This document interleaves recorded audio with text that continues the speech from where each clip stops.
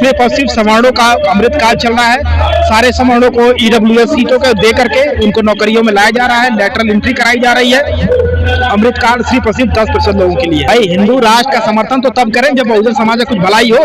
बहुजन समाज आज नौकरियों में नहीं है, इसके साथ कोई न्याय नहीं हो रहा है। समाज में उनके ऊपर मूत्र त्याग किया जा रहा है, लोगों को सरेआम नंगा करके महिलाओं को घुमाया जा रहा है, गोलियां मारी जा रही हैं। कौन से हिंदू राष्ट्र का ये सम्मान करना चाहते हैं? अरे हिंदू राष्ट्र की अगर बनाना ही चाहते हो तो कम से कम बहुजन समाज को हिस्सेदारी दो।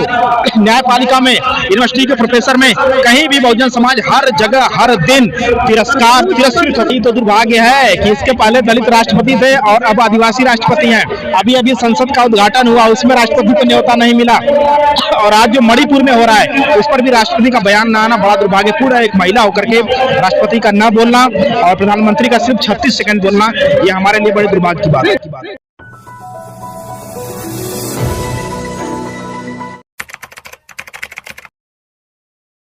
देखिए मोदी जी का डंका बज रहा है, तो डंका इस रूप में बज रहा है कि बहुजन जो समाज है इन लोगों का इनने बैंड बजा दिया है। 9 साल हो गए आज इलेक्शन हुए, 2047 तक इनको विकसित राष्ट्र बनाना है भारत को, पर इनकी ये नहीं समझ में आ रहा है कि विकसित राष्ट्र बनाने के लिए देश का जो 80% से ज्यादा बहुजन समाज है उसके मदद की आवश्यकता पड़ेगी।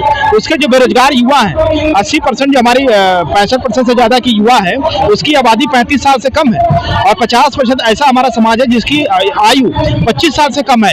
इसमें 80% से ज्यादा बहुजन समाज है। इनके बिना इनके कौशल और रोजगार का प्रबंध किए 2047 तक विकसित राष्ट्र बनाएंगे कैसे?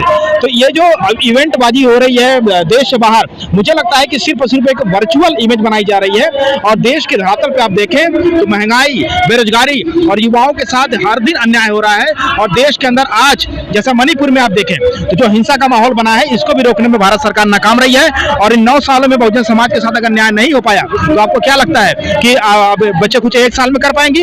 2024 में यह सरकार एक सीट पर लोहे के चने इसको चबाने पड़ेंगे, और समस्त बहुजन समाज जागृत हो चुका है, जागरूक हो चुका है। मोदी जी बार बार कह रहे हैं कि हम भ्रष्टाचार के खिलाफ लड़ाई लड़ रहे हैं, और सारे भ्रष्टाचारी एक मंच पर आ गए हैं। मोदी सरकार की पूरी राजनीति समाजों के इर्द गिर्द घूमती है, और सिर्फ उस समाजों के लाभ के लिए लड़ाई लड़ रहे हैं, और वो लड़ाई में कामयाब भी हुए हैं।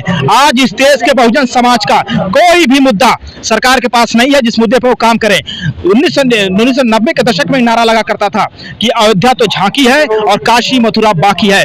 उसी क्रम में ज्ञान वापी मस्जिद पर अचानक 18 अगस्त 2021 को एक नया मुद्दा उठाया जाता है, एक नया मुकदमा कराया जाता है, जबकि 1991 में पहले से मुकदमा था। और मुकदमा लाने के पीछे का उद्देश्य है ध्रुवीकरण और सांप्रदायिकता। 2024 के चुनाव में ये सारे मुख्य मुद्दे के रूप में सामने लाएंगे, और एक बार फिर बहुजन समाज ठगा जाएगा और ध्रुवीकरण करके ये फिर चुनाव जीतने का प्रयास करेंगे, और ये असफल होंगे। राम मंदिर से आप खुश नहीं है, ये कह रहे हैं? नहीं, राम मंदिर से हम खुश हैं। जो कोर्ट का निर्णय होता है, जो कोर्ट का फैसला होता है, उसका हम सम्मान करते हैं, लेकिन इस तरह से ध्रुवीकरण कर जो हमारे लोकतांत्रिक मूल्य है, जो हमारे संविधान की मंशा है, उसके विपरीत जाकर ध्रुवीकरण करना, एक दूसरे के बीच में नफरत और भय को पैदा करना, यह अन्याय है। और मुझे लगता है कि लोकतंत्र के साथ किया गया एक मजाक है, और इसको जनता समझ रही है, और इस बार तो इंडिया को सपोर्ट करेगा पूरा भारत। क्या लगता है 2024 चुनाव से ठीक पहले राम मंदिर का उद्घाटन जी नहीं, इंडिया टिक पाएगा? भाई राम मंदिर का उद्घाटन सिर्फ और सिर्फ एक इवेंट होगा, और देखिएगा आप उसकी टाइमिंग पर देखिएगा कि चुनाव से ठीक पहले राम मंदिर का उद्घाटन किया जाएगा, और ये संदेश देने की कोशिश की जाएगी कि समस्त बहुजन समाज कोई शूद्र नहीं है, ये सारे के सारे लोग हिंदू हैं, और हिंदू बना करके इनके वोट के साथ इनकी जनमत की लूट की जाएगी। सर हिंदू राष्ट्र का आप कितना समर्थन कर रहे हैं? भाई हिंदू राष्ट्र का समर्थन तो तब करें जब बहुजन समाज का कुछ भलाई हो।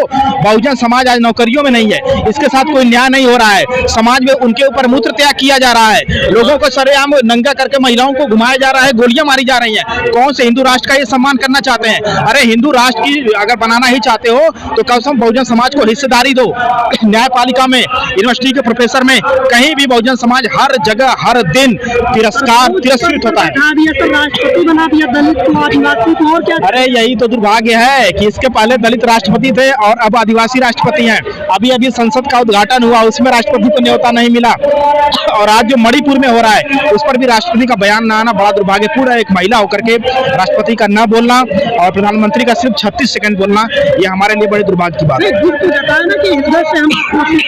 मोदी जी बहुत दुखी है, उनका दुख सिर्फ और सिर्फ एक इवेंट होता है, वो बिल्कुल दुखी नहीं है। और ये मुझे लगता है कि अगर असम राइफल को उन्होंने टाइम से वहां लगा दिया होता तो 7 से 10 दिनों में वहाँ पर शांति की स्थापना हो मोदी जी ने देश के लिए अपने घर परिवार तक को त्याग दिया है, दुखी हुए।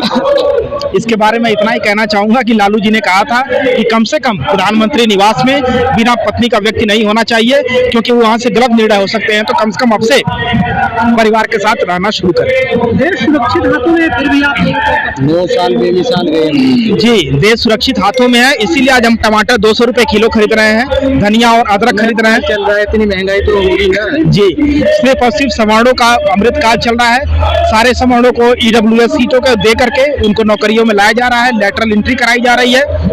अमृतकाल सिर्फ और सिर्फ 10% लोगों के लिए। का नारा है सबका साथ सबका विकास, आप बांट रहे हैं। सबका साथ, सबका विकास और सबके विश्वास में न ओबीसी है, न दलित है और न ही आदिवासी है। सबका साथ। मोदी प्रधानमंत्री में भरे हैं, आप कह रहे हैं कि हम इनका सामाजिक न्याय सिर्फ मंत्री बनाने तक है, नीचे कुछ नहीं है। इनके पूरे के पूरे सामाजिक न्याय में कहीं भी ओबीसी, SC, ST या ओबीसी नहीं है।